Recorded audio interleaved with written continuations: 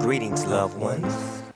Let's take a trip. It's time for Amanda Exclusivo. Hi everyone, welcome back to the Amanda Exclusivo. I am so excited, you guys. I have Sammie from the Circle. Hi. Hi Sammie, how are you? Good. How are you? I'm good. What have you been up to in quarantine? Nothing. Eating. Yeah, like the rest of the too world. much. Yeah, literally just eating and taking my dogs everywhere. What kind of dogs do you have? They're both mixes, but one's an American Bulldog mix and the other one's a Oh, Great Dane cute. mix. Yeah. And then you said you're snacking a lot too. What's in your Oh snack my closet? God. What you got? Chips. I'm obsessed with having chips. Really anything. We ordered cookies a couple days ago, so I've been like eating them nonstop. Popcorn too. I love popcorn. Popcorn is my go-to every night. Okay, but what kind? Orville, movie theater butter popcorn. Butter? Okay, so kettle corn is like my absolute favorite. I don't know what it is, but I love kettle corn. I'm not a big fan. I love the movie theater butter popcorn. Really? Yeah. I feel like you can't You're go not the only wrong. one. Yeah, I know. My dad loves it too. I'm a picky eater, so that's probably Oh, why. I'm not at all. Well, that's good. I stopped eating meat, but so I'm a pescatarian, but still not picky. Like I'll eat anything. Yeah, no, that is not me. I'm the kid with pasta, butter, and cheese. That's how I roll. No, are you weird? Like you don't let your food touch either? I'm one of those people, yeah. Oh my God. I mean, I am expanding the horizons a little bit. I Okay. love shrimp. I love hibachi, Mexican food. So I'm trying. I'm trying. Yeah, to get there. you're getting there. I'm getting somewhere. Right. But I am a snackaholic too, like you are. Mhm. So it's My household, like growing up, that's all. We always had snacks. We were always snacking, like a very big snack family. yeah. My mom's a big baker too, so a lot of chocolate chip cookies Oh, wow. and frosted cookies, funfetti cake, everything. It's the That's best. awesome. Yeah. It's great. But I'm not here to talk to you about food. I want to know more than food. How'd you hear about the Circle? What made you want to do it? So I received an email last year, in the beginning of last year. And I guess it was like an application online that you fill out. And so I filled out an application, didn't think anything of it. And then a couple months later, I got a phone call like about the email and about the application. And then like a couple weeks after that phone call, I had a Skype interview with one of the casting directors. And then from there, it was just like a domino effect. I had the Skype interview. And then after that, it was just signing a bunch of paperwork. I flew to LA and I had more interviews there. And then they were like, all right, you're going to the UK, you're on the Circle. And so they flew me all the way there, like within 2 days of knowing that I was going. How did your parents feel about you going on the show and your boyfriend? They had to be either excited or questioning. Yeah, my parents were excited. Like my Good. parents were more so concerned in the beginning, like, is this real? Like, what is this? Yeah. And so we had a lawyer like look over the paperwork and everything to know that it was legit and with Netflix. But they were excited. To be honest, none of us really knew what to expect.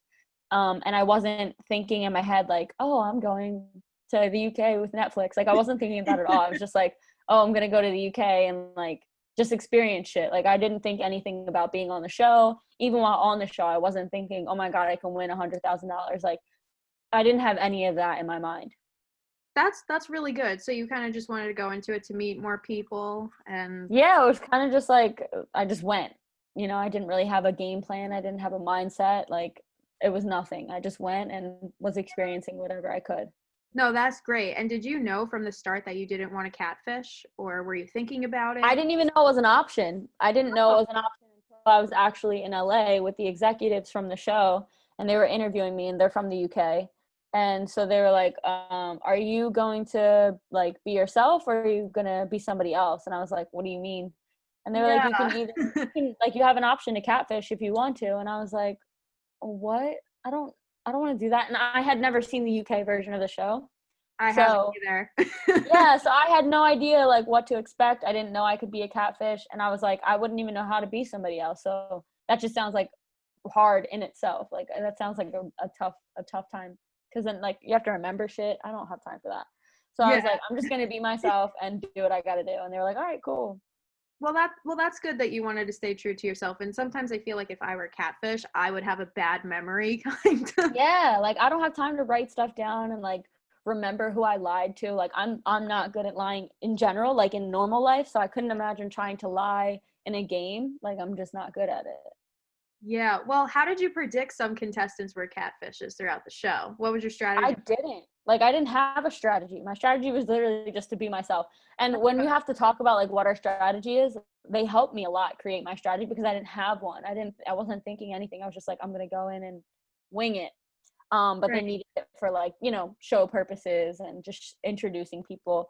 But yeah, I didn't have like a game plan. I wasn't like, I'm gonna do this, and that. No, I was like, I'm just gonna be myself. That's I'm great. gonna do what I need to do, and we'll see what happens from there. I would be the same thing because I know some contestants thought maybe you were a catfish, but I never did from the start. Oh yeah, everyone thought I was. I know, and I'm like, I really could tell that you were a genuine person. I'm like, Yeah. I could swear to everyone if I was there, I would have thought you were a real person. Yeah, exactly. That's what I thought. Like I thought I did a really good job being myself, and Joey, all of them, like at the finale, they're all like, I swore you were going to be the catfish. And I was like, why? Why do I have to be the catfish? Well, you were surprised. Well, were you surprised when you saw Rebecca walk in? Yeah. Finale dinner? Yeah, I was not expecting a man. I was kind of expecting the same thing with Mercedes and Karen, like it still being a female. That was just like not the person in the picture. But yeah, when I saw Seaburn, I literally didn't even have my time to process in my mind who he was, because when I walked in, I looked at Shubham. Obviously, I knew Shubham was Shubham. And then he like points to Seaburn and he's like, Rebecca. And I was like, what? So I wasn't able to like process. I wasn't able to process it myself because Shubham just told me, like I wasn't able to guess. And so I was like, okay. And then I had a feeling everybody was real. I think Shubham was the only one where I was like a little iffy. And then Rebecca also, well, okay, I won't say iffy, but like at some points in time, I was like, what if Shubham isn't really Shubham? But the way he was talking, the way he was playing the game, he was just so smart, the way he would like, you know, respond to things. And I was like, nah, that's definitely Shubham. And then Rebecca, yeah, I totally knew that was a catfish. Just didn't know it was a guy. For sure. Yeah, there was a conversation I remember where you all were like talking about your period. And I remember that Seaburn had no idea what to say. I was so mad at myself watching that scene back. Watching that back, I was so mad at myself because there were so many signs that showed that Rebecca had no idea what the fuck she was talking about. And I was like just allowing that to happen. And then I'm watching it back and I'm like, damn. Like Sean caught on to it immediately. She was like, cramps in your left side. Like, what? That doesn't even make any sense. Like, well, you all opened up, which was really funny. And then and then he had no idea. He had no idea what he was there to save him. Right. Exactly. That was just one of the moments I thought was really funny on the show that I had to talk to you about to see how you felt. And then when you saw Seaburn at dinner, that had to freak you out because that was your first time you saw everyone. Yeah, everyone. It didn't freak me out. I was just like, oh shit, it's a guy. And then that was it. I wasn't like, I feel like people think your like your expectation when you walk into that room and like you see these people is crazy, like, oh my God, but it wasn't. I was just like, oh, it's a dude. I knew it wasn't Rebecca. Like I knew the picture that was on our television was not the person that was talking to us. I knew for a fact, like 100%. So when I saw him, I was just like, oh, hey, like, what's up? And gave him a hug, whatever. Like, it was just normal. At the end of the day, I had already been talking to these people for a month. Think about it. So like, yeah, whether the picture matches or not, it's still the same person that was talking to us. And it must have been great to see them all for the first time at the dinner. What was that like? Yeah, it was super fun. It was so fun. We were all just like laughing and talking and just like really enjoying each other. No, I could tell. And it's great that all of you still keep in touch too after the show. Are you guys going to have some kind of reunion after COVID is over? Probably. I mean, we had one back in March. All the like cast came to Miami. Not everyone. I think the only people that didn't come were Joey, Shubham, Chris, and Seaburn, like the main, the top 4 people. They were the only one that didn't come. Everyone else came. So it was fun. It was a good time when like having everyone around. But and then I came to LA and I hung out with Joey and Shubham, and it was just the 3 of us. So we've all seen each other. Well, not all of us, but like some of us have all seen each other and like hung out and stuff. But yeah, I'm hoping. We don't have any idea when COVID's gonna be over. So like, I don't know. I'm waiting for Joey to come back from Jersey, and then me, him, and Shubham are all gonna hang out. But that's it. Everyone else is like, locked up on the East Coast. It's crazy. But I wanted to ask you, what was your all-time favorite memory from the circle? Did you learn anything about yourself? My favorite time was probably right before the finale. We had ended filming, so the cameras were off, all the cameras were turned up. And I got to meet my production, like the people who handled my production. So like the camera guy, my producer who would talk to me through the loudspeaker. So like there was a speaker in the apartment and I had to wear a speaker around my neck to where we could communicate because they couldn't come in the room.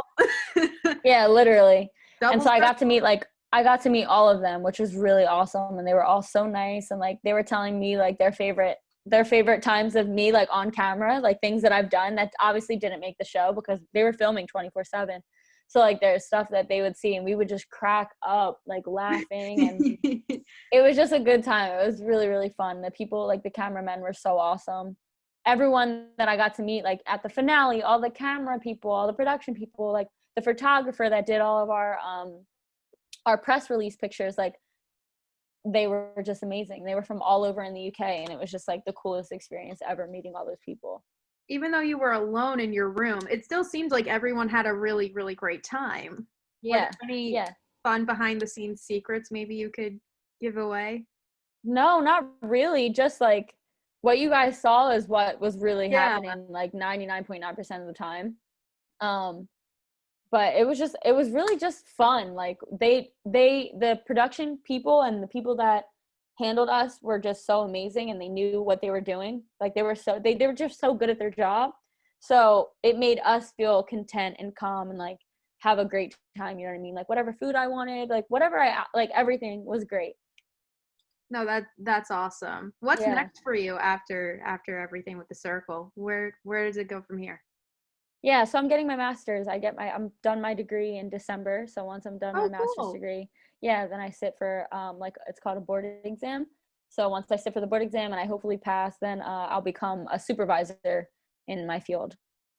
That's awesome. So the semester ends soon, so I'm sure you're doing a lot of studying. I mean, I'm in college, so I feel you, girl. I do. I can't wait to be done. I can't wait. It's been the longest 2 years of my life. I hear you.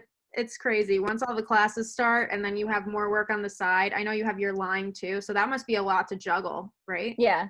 No, it's really not that bad. Social media is kind of just like a fun thing that I've always done, even before the circle. It was something that I always had a lot of fun with. YouTube, like creating stuff is really exciting for me. So that's kind of just like it already comes so easily to me that it's not really extra. What the hard part is just handling that so many people have so much feedback about me. Like I could post one picture and it could be like something stupid, and there's just a lot of people who are really mean online.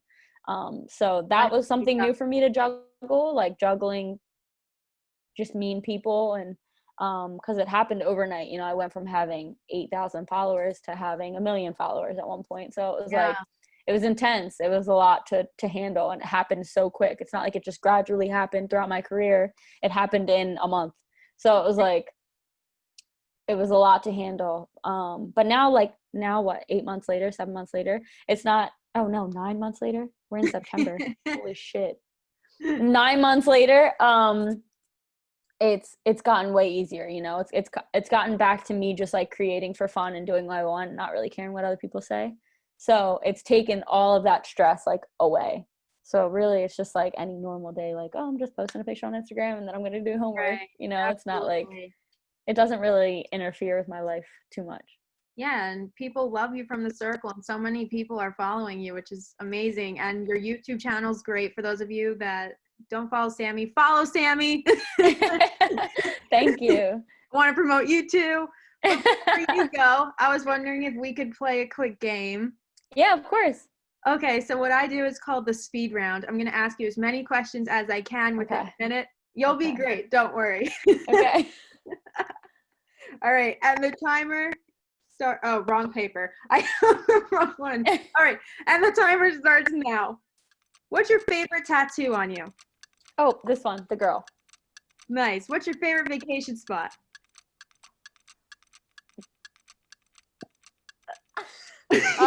Puerto Rico.